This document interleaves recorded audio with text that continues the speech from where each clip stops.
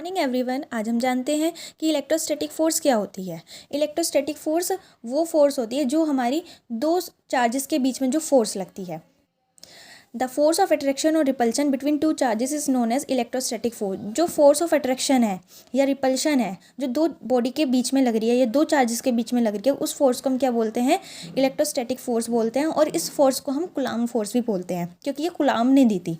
According to कुलाम law ये कहता है कि द फोर्स ऑफ अट्रैक्शन और रिपल्शन, जो force of attraction and repulsion होता है, मतलब कि किसी दो चार्जेस के बीच में जो फोर्स लग रही है, या तो वे एक दूसरे के पास आ रहे हैं या एक दूसरे से दूर जा रहे हैं, वो जो फोर्स लग रही है वो डायरेक्टली प्रोपोर्शनल होती है प्रोडक्ट ऑफ देयर मैग्नीट्यूड।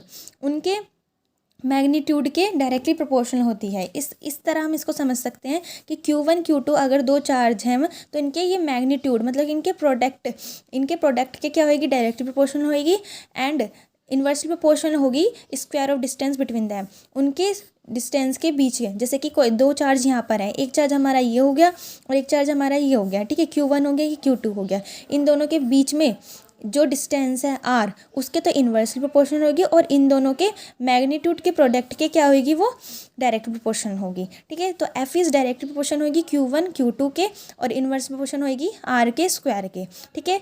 तो इन्वर्सली प्रोपोर्शन का साइन हटकर क्या आ जाएगा? K Q1 Q2 upon R का स्क्वायर। और K की वैल्यू कितनी होती है? 1/4πε0 होती है और 9 × 10⁻⁹ मीटर पर सेकेंड ऐसे होती है, ठीक है।